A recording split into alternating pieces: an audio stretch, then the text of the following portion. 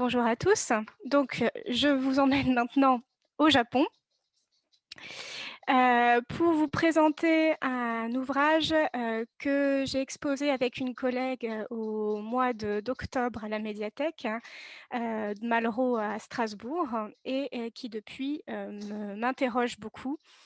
Et je vais donc vous le présenter. Alors, l'objet de cette présentation, c'est donc un ensemble de 3 volumes qui s'appelle en japonais Ansei Kenmonchi, donc recueil des choses vues et entendues de l'ère Ansei. Et le titre étant assez long, je vais l'abréger en AKS pendant le cours de ma présentation.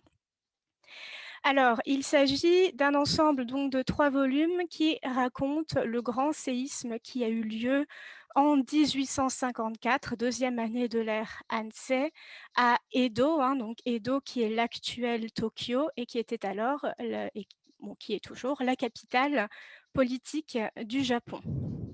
Donc, ma présentation se déroulera en 3 temps. Je vais commencer en fait ma présentation par vous montrer une vidéo que l'on a tournée à l'occasion de cette exposition au mois d'octobre et qui vous permettra de mieux appréhender cet ensemble donc, de 3 cahiers qui se manipule, qui a une manipulation assez atypique au sein des imprimés japonais. Ils se plient, ils se déplient de différentes manières. Et donc, j'ai pensé qu'une vidéo serait plus simple et plus attrayante que des simples diapositives.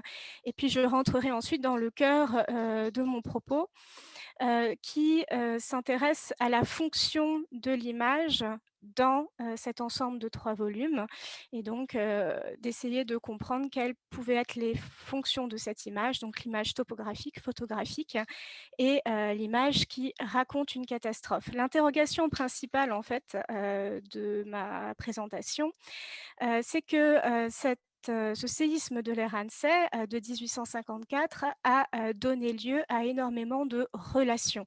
C'est un des séismes des pré-Meiji, pré-révolution de Meiji, donc pré-époque moderne et contemporaine au Japon. C'est un des séismes dont on a le plus de témoignages. Et donc, en cela, l'AKS que je vous présente n'est pas atypique, n'est pas exceptionnel. Mais cet ensemble de 3 volumes qui répond à une demande de ce temps-là. Le séisme a été relativement violent pour la capitale et donc les habitants ont eu besoin de comprendre et ont eu besoin de savoir quel quartier avait été touché, de comprendre qui avait été impliqué, comment. Un certain nombre d'ouvrages ont été édités et l'AKS n'a pas n'a pas d'un propos problématique en soi. Quand on le lit attentivement, on se rend compte qu'au contraire, vis-à-vis des autorités de l'époque, il est relativement tendre. Il raconte plutôt comment les autorités ont réussi à soutenir la population et aider la population après la catastrophe. Et pourtant, cet ouvrage-là, au contraire d'autres ouvrages, a été interdit par la censure. Et donc, un de mes objectifs est essayer de comprendre, puisque l'objet de cet interdit est relativement peu clair, relativement flou, donc essayer de comprendre quelles pourraient être les raisons de cet interdit, les raisons de cette censure a posteriori. Donc l'ouvrage a été imprimé, a été édité, a circulé et dans un second temps, il a été édité en 1856, donc 2 ans après le séisme, et dans un second temps, il a été interdit par les autorités. Alors, en contrepoint de cet ouvrage, il faut que je vous explique un petit peu comment s'organise le monde de l'édition au Japon à cette époque-là. Donc, on a depuis 1722, les acteurs du monde éditorial sont tenus d'éditer en signant leur ouvrage. Donc, il faut qu'il y ait la mention de l'imprimeur, de l'éditeur, de l'auteur, les sceaux aussi des artistes lorsqu'il y a des illustrations et les sceaux des graveurs puisqu'on est dans un monde de xylogravure. toutes ces professions doivent être également inscrites, dans des guildes. Donc tout cela pour favoriser aussi un petit peu l'autocensure. En parallèle, de ce réseau officiel, de diffusion, de production et de diffusion, de l'édition, il y a, la naissance, à partir, de la seconde moitié du XVIIe siècle, il y a, la naissance de ce que l'on appelle au Japon des kawaraban. Donc les kawaraban, ce sont des, brochures ou des flyers, donc ce sont généralement édités sur une feuille, parfois 2, de mauvaise qualité avec, au besoin des pigments également de mauvaise qualité et qui vont répondre à l'actualité directe et qui sont produits et diffusés de manière anonyme, généralement vendus sous le manteau et bien sûr pas du tout contrôlés par les autorités et lorsque les autorités, sont, heu, prêt obtiennent ces kawalaban-là, généralement, ils sont interdits. Alors, donc ces kawalaban-là sont considérés par les historiens du média au Japon comme l'ancêtre du journal actuel et je pense qu'ils auraient leur place dans les fameux fonds éphémères, dont nous parlons depuis, le début de cette journée. Il est difficile de savoir, quels étaient le cœur, de leur contenu puisque la plupart du temps, ils n'ont pas été conservés. Ce que l'on sait pour les pièces les plus récentes, c'est-à-dire celles du 19e siècle, qui sont les mieux conservées, on a une collection, de 578 pièces qui a été conservée et dans lesquelles 45 concernent les désastres. Le Japon étant sujet de séismes, d'incendies, de typhons, de tsunamis. Donc 45 seront des relations, de désastres. Viendront ensuite les problèmes politiques et les faits divers. Le but de ma présentation, en fait, sera, de, vous montrer que, ce livre, cet ensemble de 3 volumes donc de l'AKS qui a été produit sous la forme d'un livre, donc quelque chose que l'on conserve précieusement, hein, qui n'est pas du tout un éphémère, a en fait beaucoup plus puise davantage sa logique dans les Kawalaban contemporains que, dans, la lect dans l'ouvrage, de l'édition officielle et que c'est peut-être dans, ce parallèle-là que l'on peut faire et dans son lien étroit avec les Kawalaban qu'il faut peut-être chercher aussi les raisons, de sa censure, les raisons pour lesquelles il a été censuré par la suite. Alors pour, vous présenter les images et l'Ansei Kenmonchi. Donc voici cette vidéo que l'on a tournée avec ma collègue Evelyne Le Signodoli pour l'exposition qui a eu lieu au mois d'octobre, où on présente certaines pages. Donc vous voyez que dans le livre au Japon, un texte et images sont étroitement imbriqués. Et la particularité de ce AKS sera notamment d'avoir un certain nombre de pages qui se plient, qui se déplient. Donc soit ici, vous avez un calendrier qui se déplie sur une demi-page et ce qui marque les esprits, concernant cet ensemble de 3 volumes, ce sont les images en panorama qui se déplient sur plusieurs feuillets et de manière différente. Donc là, vous voyez, que l'on a donc la destruction de tout un quartier, hein, l'incendie qui fait suite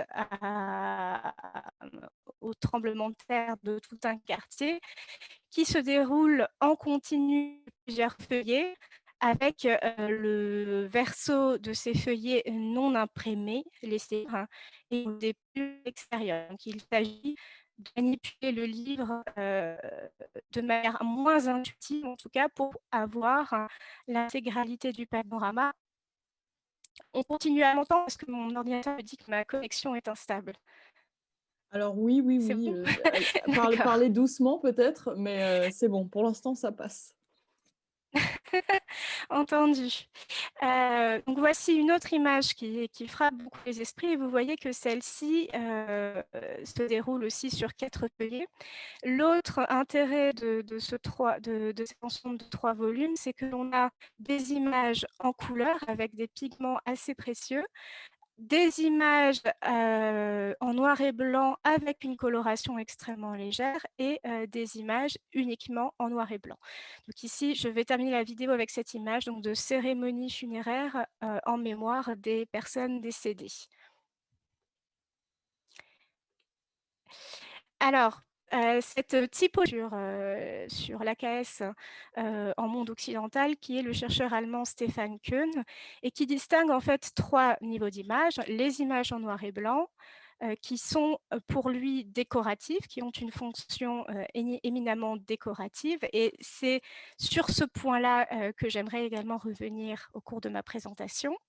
Les images en couleur qui sont des vues panoramiques pures et qui sont les plus innovantes, les plus élaborées du point de vue de la composition, et les images en noir et blanc avec des touches de couleur. Alors, dans un premier temps, j'aimerais revenir sur l'organisation de ces 3 volumes. Du point de vue du contenu, les 3 volumes de l'AKS ont une trame de fond qui est une liste de quartiers touchés par le séisme, liste de quartiers dans lesquels l'auteur, qui est anonyme, j'ai oublié de le préciser, l'éditeur, l'auteur et une grande partie des illustrations ne sont pas signées, ne portent pas de sceau. Donc la moitié des illustrations seulement portent un sceau d'artiste.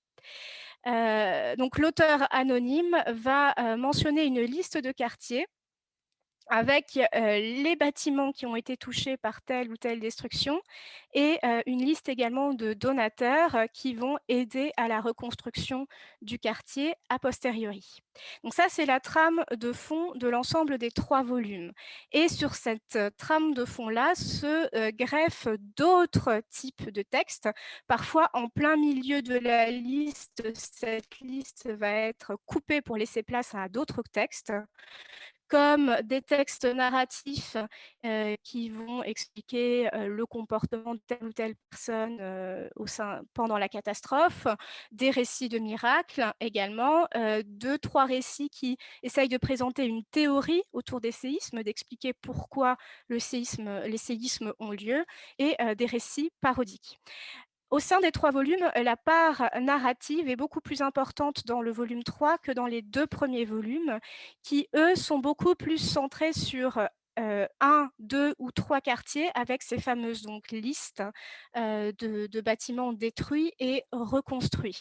Et on se rend compte que les 2 premiers volumes ont une logique très topographique. On suit vraiment la promenade de l'auteur dans les quartiers touchés par le séisme, et la volonté de l'auteur est réellement de pouvoir identifier tous les bâtiments, tous les quartiers, tout ce qui a été détruit.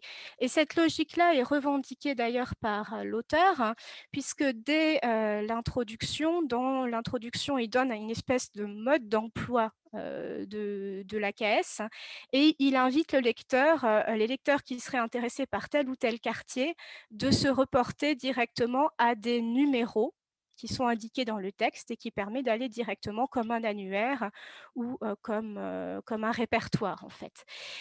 Alors, donc, dans la carte que je vous montre à l'écran, vous voyez un petit peu par rapport au château central d'Edo, où se situent les textes et de quoi parle chaque volume en fonction de la géographie d'Edo. Et je m'attarderai peu là-dessus, mais on voit que le 3e volume est beaucoup moins dans cette logique-là, hein. Vous avez cette espèce de zigouigoui jaune qui montre qu'on est beaucoup moins dans une logique topographique à partir du 3e volume. Alors, pour prendre, pour exemple, le premier volume, on commence le premier volume par une illustration qui est signée de Utagawa Kuniyoshi, qui est probablement l'artiste le plus en vue ayant participé à cet ensemble-là, hein. Et donc, on voit aussi par cette signature que l'on n'est pas non plus par les artistes qui ont été convoqués, on n'est pas dans un livre qui était pensé pour être éphémère. et pour circuler sous le manteau. Et la première image de ce volume, c'est l'image du pont de Nihonbashi, qui est le cœur économique de la capitale, qui a été touché par la catastrophe et qui est représenté là uniquement par cette tête de pilier. Le texte que vous voyez au-dessus, c'est une liste des bâtiments qui ont été détruits, des quartiers qui ont été détruits autour de ce pont de Nihonbashi. Et vient ensuite une image panoramique en noir et blanc avec légères touches de couleur, où là on parle d'un pont qui est au sud-est du Nihonbashi, qui est le pont de Kyobashi, que je vous ai entouré en jaune dans l'image.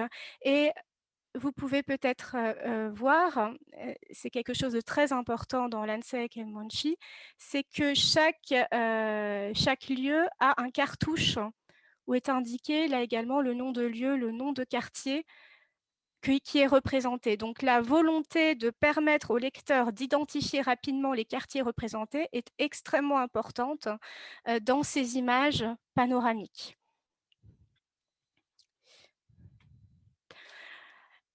Cette logique topographique, elle va à l'encontre d'une autre logique qui serait la logique chronologique.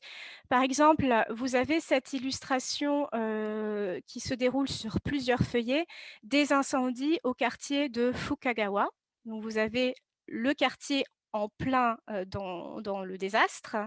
Et à l'intérieur de ce panorama, on devine une autre image qui est en fait le même quartier une fois reconstruit, donc le calme après la tempête. Donc on voit que là, le but est surtout de montrer l'avant, le pendant et l'après quartier par quartier, et pas du tout de montrer un récit en texte et en image qui serait chronologique et global à toute la capitale. Donc la logique topographique est assez forte et elle rejoint la logique des Kawalaban qui circulaient à la même époque où le but, notamment pour les désastres, était de montrer d'informer la population sur les quartiers touchés par tel ou tel type de catastrophe.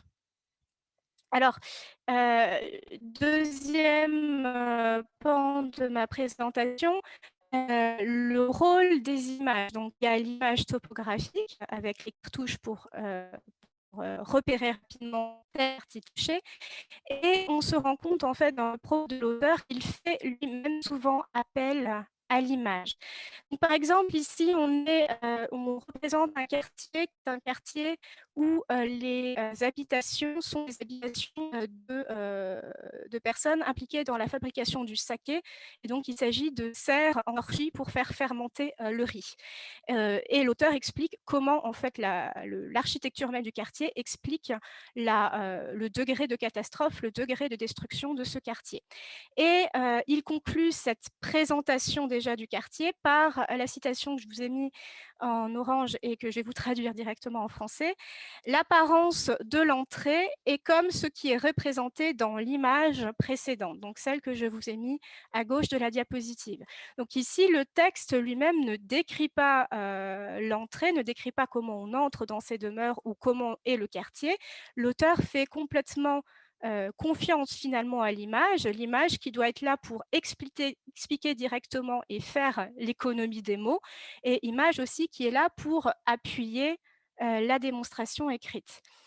Dans cette même anecdote, alors par la suite, il y a toute une liste, là encore, des bâtiments qui ont été détruits dans ce quartier-là. Et cette relation sur ce quartier donc de producteurs de saké se finit par cette découverte macabre d'une femme morte avec son bébé. Et l'auteur conclut le récit par cette phrase-là: on peut comprendre la violence du séisme grâce à cette anecdote. Maintenant, à l'endroit où cette fabrique de riz maltais s'est effondrée, on a fait des bûches, un pont et une route sur laquelle on va et vient. Alors, ce qui est intéressant ici, c'est l'auteur qui explique pourquoi il a choisi cette anecdote. Dès l'introduction, là encore, introduction qui donne le mode d'emploi de l'ensemble, l'auteur dit clairement qu'il souhaite donner une vérité sur la catastrophe. Donc, il y a la volonté de de produire un récit véridique, une relation, un reportage. Et il indique aussi clairement qu'il sélectionne, qu'il va garder ce qui lui semble le plus important, le plus représentatif. Et on voit de nouveau cette réflexion sur sa démarche là-dedans, hein. On peut comprendre la violence du séisme grâce à cette anecdote. Et l'image qui représente cette violence est là également utilisée pour essayer de prouver l'importance du séisme, de prouver la violence du séisme qui n'est pas, qui ne peut pas être expliquée autrement que par des images. Un autre exemple, c'est ce torii. Donc, le torii, c'est le portique qui marque l'entrée dans les sanctuaires. Et ce torii qui s'est effondré, et l'auteur mentionne: «Le torii s'est effondré de la manière suivante, cela ne relève pas d'une force humaine». Donc de la manière suivante, là encore, il fait l'économie des mots et renvoie directement à l'image. Donc l'image ici qui n'a pas qu'une fonction décorative, mais qui a même vraiment une fonction argumentative. Elle est là pour prouver la violence du séisme, pour prouver les dires de l'auteur. Alors dans cette notion de reportage, l'auteur a voulu aussi conserver l'éphémère, puisque plus loin dans le deuxième volume, il nous indique que justement de nombreux feuillets, de nombreux imprimés en couleur sur une feuille, donc ce que l'on appelle maintenant les kawalaban, ont circulé dans Edo après la catastrophe, et qu'ils ont été rapidement interdits par les autorités, et que lui en a gardé un échantillon pour garder trace, pour garder mémoire de ce qui s'est passé. Et à la suite de ce texte introductif, donc qui se situe ici, vous avez cette représentation d'un panneau publicitaire, donc avec un texte à l'intérieur, qui est en fait une reproduction telle quelle de ces feuillets indépendants qui circulaient à l'époque. Donc il y a vraiment comme une photographie, comme une photo, en fait ce qu'on dirait plutôt nous une photocopie. L'auteur photocopie presque dans son ouvrage les panneaux publicitaires qui circulaient à cette époque, ou si cette devanture de magasin de gâteaux de riz, ensuite après la catastrophe, il fait sa promotion de cette manière-là. Et on sait que ces tailleurs-là, ces kawalaba ont réellement circulé parce que on les a conservés dans d'autres collections. Donc ici, il ne s'agit pas d'invention de l'auteur, il y a vraiment une volonté d'authenticité dans ce que l'auteur choisit de représenter. Alors, dernier point de ma présentation, la stratégie narrative de l'AKS, qui pourrait là également expliquer pourquoi il a été interdit.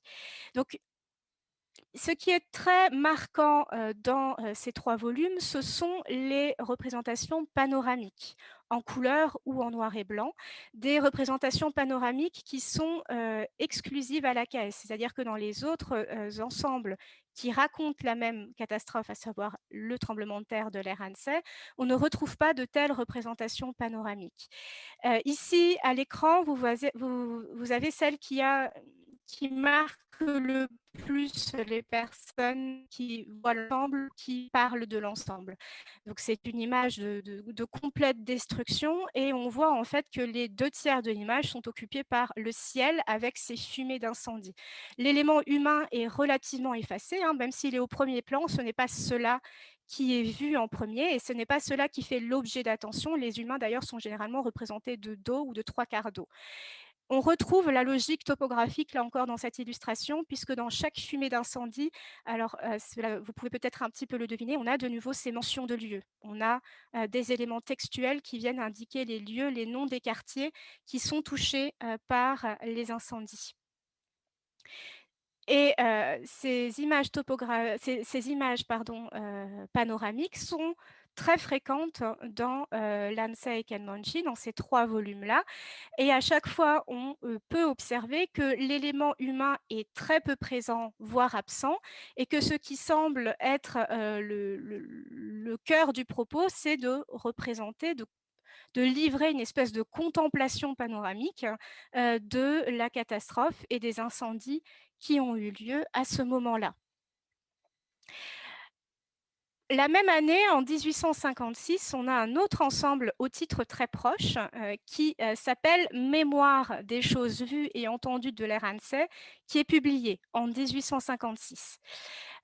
Donc la même année que notre recueil des choses vues et entendues de l'ère Anseh qui nous occupe depuis le début de cette présentation. Le propos des mémoires des choses vues et entendues de l'ère Anseh est très différent. Les anecdotes sont beaucoup plus importantes et la volonté de représenter un récit moral de la catastrophe est également beaucoup plus important. Les auteurs de ce deuxième ensemble, dans leur introduction, mentionnent véritablement leur volonté d'éduquer la population, de présenter des exemples moraux de personnages.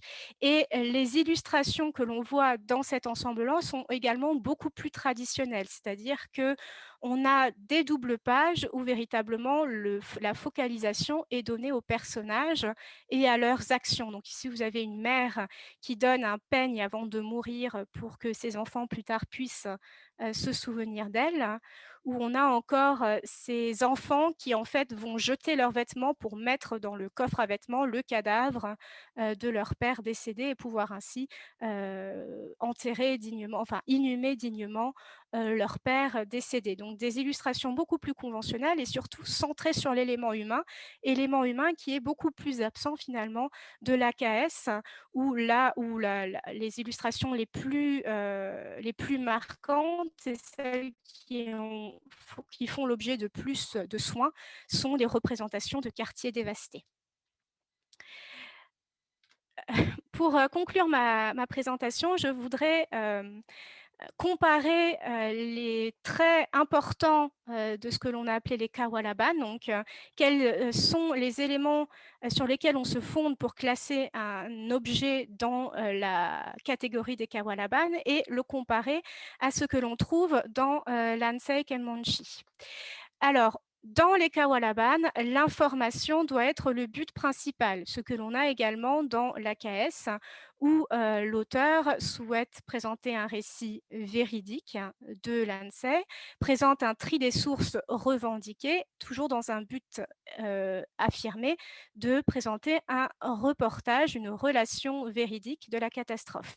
Le deuxième point est un peu plus problématique, puisque l'on dit des Kawalaban que ce sont des estampes simples et de mauvaise qualité.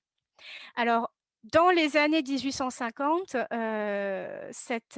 ce trait-là d'estampe simple et de mauvaise qualité peut être un petit peu remis en question. Vous avez dans la partie inférieure de la diapositive un Kawalaban qui raconte la même catastrophe, donc le tremblement de terre de la deuxième année de l'ère Ansei.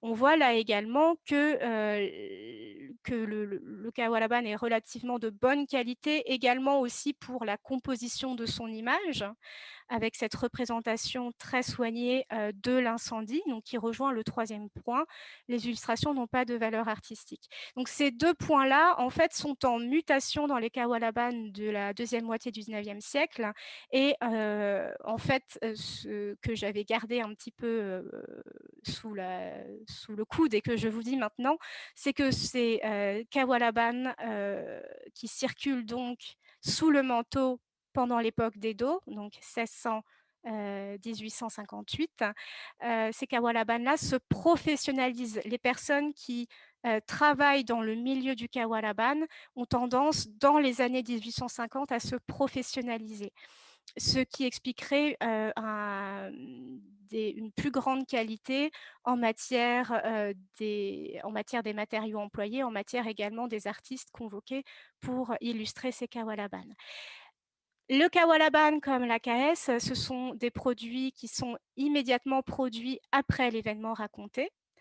Et ce sur quoi je ne peux pas me prononcer pour l'AKS, ce sont les deux derniers points, c'est-à-dire est-ce que, comme les Kawalaban, l'AKS a été fait sans permission, sans doute puisqu'il a été censuré après coup, mais rien n'est sûr, hein, puisque les raisons de cette censure sont très floues. Et est-ce qu'il a fait, l'objet de méthodes spéciales pour être vendu? Là également, je n'ai, pas d'éléments là-dessus. Mon sentiment, c'est que, du point de vue de sa logique, du point de vue de son organisation, du point de vue également, de son contenu, de cette importance accordée à ces listes de quartiers, à cette volonté topographique, l'AKS, est beaucoup plus proche des Kawalaban que, finalement des autres relations du séisme qui ont circulé à la même époque et ça pourrait être une des explications de sa censure. J'espère ne pas avoir été trop longue et je vous remercie de votre attention.